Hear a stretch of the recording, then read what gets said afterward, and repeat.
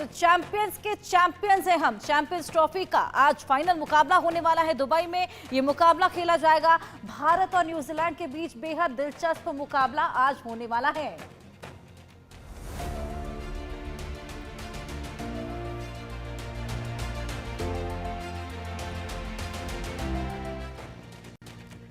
तो आज दुबई में चैंपियंस ट्रॉफी का फाइनल मुकाबला है। भारत और न्यूजीलैंड के बीच मुकाबला है। धमाकेदार मैच आज होने वाला है। दोपहर 2:30 बजे दोनों ही टीमों के बीच खिताबी जंग शुरू हो जाएगी। अब तक टूर्नामेंट का एक भी मैच भारत नहीं हारा है। ग्रुप मैच में न्यूजीलैंड को शिकस्त दी थी और साथ ही चैंपियंस ट्रॉफी 2025 का फाइनल आज भारत और न्यूजीलैंड के बीच खेला जाएगा। मुकाबला दुबई के इंटरनेशनल स्टेडियम में दोपहर 2:30 बजे से शुरू होगा। ये दूसरी बार है जब ये दोनों ही टीमें एक दूसरे का सामना करेंगी। पिछले मैच में टीम इंडिया को 44 रन से जीत मिली थी। करारी शिकस्त यहाँ न्यूजीलैंड को दी थी। यहाँ पर भारत अब तक एक भी वनडे नहीं हारा है। टीम 10 मुकाबले खेली है, 9 में जीत मिली है और 1 में टाई रहा।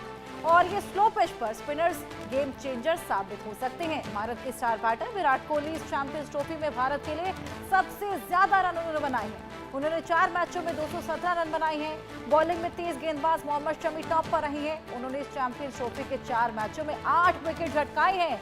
यानी कि टीम पूरी तरीके से फॉर्म में है। सभी प्लेयर्स अपना बेस्ट दे रही हैं। जिस तरीके से हमने देखा, हार्दिक पांड्या, रविंद्र जडेजा, मोहम्मद शमी और साथ ही विराट कोहली, रोहित शर्मा, केएल राहुल, शुभमन गिल सभी ने अपना बेस्ट परफॉर्मेंस यहाँ पे दिया है।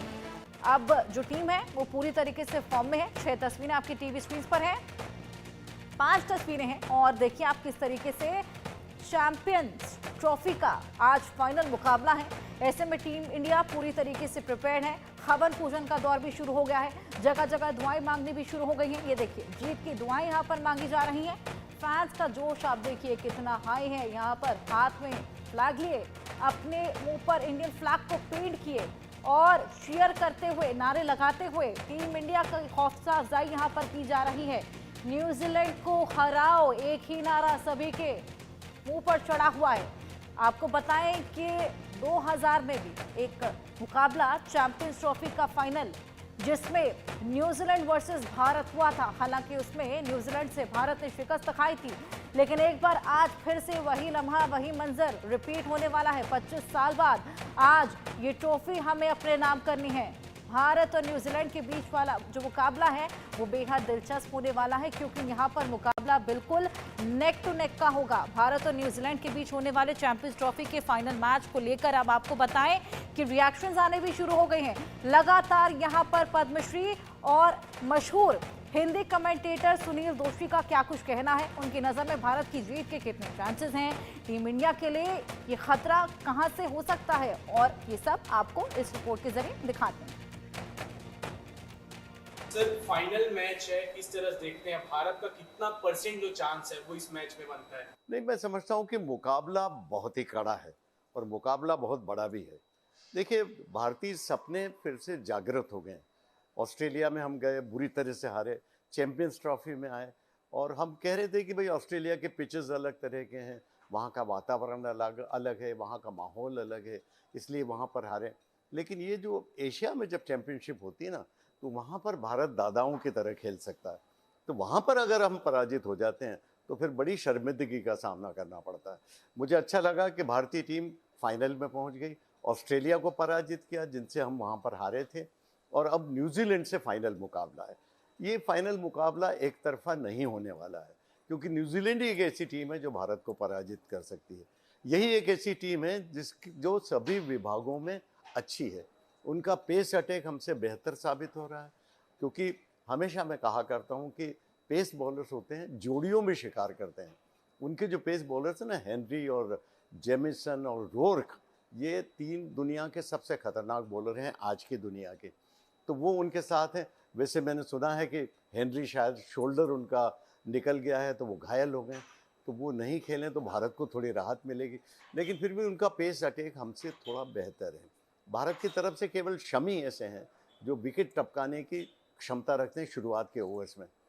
लेकिन अब स्पिन विभाग की बात करें, बॉलिंग की बात कर रहे हैं तो स्पिन विभाग की बात करें तो भारत का स्पिन अटैक उनसे बेहतर है, क्योंकि भारत के जो 3 स्पिनर्स हैं ना, ये रनों को रोक भी लेते हैं और साथ ही इनमें से कई रन भी जैसे जडेजा रन भी बना लेते हैं, और रनों को रोक भी लेते हैं जब बॉलिंग करते हैं।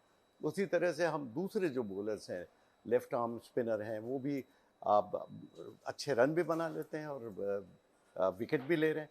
तो भारत का स्पिन आक्रमण, और हम जानते हैं वरुण चक्रवर्ती की रहस्यमय बॉलिंग, कि उनकी गूगली और उनके टॉप स्पिन और उनकी जो दूसरा गेंद है, वो तो समझ ही नहीं आ रही है किसी को, क्योंकि न्यूजीलैंड के बैटर्स जो उनको हाथ से नहीं पड़ रहे हैं, टप्पा खाने के बाद पढ़ने की कोशिश कर रहे हैं। और ये पिचेस है ना दुबई के, इसमें स्पिनर्स को मदद मिल रही है और इसी कारण भारतीय स्पिनर्स इस पूरे टूर्नामेंट में हावी हैं। अब आपको याद होगा, आपने पूछा कि न्यूजीलैंड कैसा प्रदर्शन करेगी भारत के खिलाफ फाइनल में, तो मैं ये कहना था, वही अकेली ऐसी टीम है जिसने भारत को 250 के अंदर सिमटा दिया था जब पहला मैच हुआ था ना। ये अलग बात है कि न्यूजीलैंड उतने रन भी नहीं बना सका था, तब वरुण चक्रवर्ती ने इतने विकेट ले लिए थे, लेकिन क्या वरुण चक्रवर्ती वैसा ही प्रदर्शन फिर से दोहरा पाएंगे? क्योंकि आप तैयारी कर रहे हैं तो विरोधी टीम भी कोई चूड़ियां पहनकर तो बैठी नहीं है, वो भी तैयारी के साथ आएंगे और वरुण चक्रवर्ती से निपटने का पूरा उन्होंने फैसला किया होगा। हमारे जो बैटर्स हैं वो स्पिन के खिलाफ अच्छा खेलते हैं और तेज़ गेंदबाजी के खिलाफ कुछ पिछली बार मैट हेनरी को हमने देखा 5 विकेट ले लिए थे भारत के खिलाफ, और आज अगर वो घायल है तो भारत को थोड़ी राहत है जैसा मैंने कहा।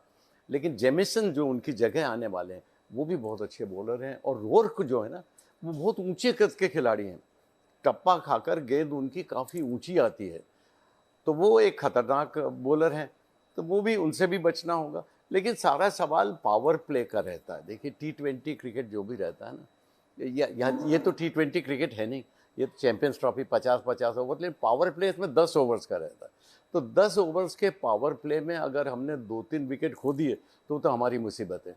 लेकिन पावर प्ले में रन बना ली, क्योंकि 2 ही फील्डर 30 गज के दायरे के बाहर रहते हैं, अगर हमारे बैटर्स ने रन बना लिए, अगर रोहित शर्मा चल निकले, अगर गिल वापस अपना फॉर्म दोहरा पाएँ, और अगर विराट कोहली की तरह खेलने लगें, और अगर केएल राहुल फिर से वही फॉर्म दर्शा पाएँ जो अब तक दर्शा रहे, तो मैं समझता हूं कि भारतीय टीम न्यूजीलैंड को हरा सकेगी।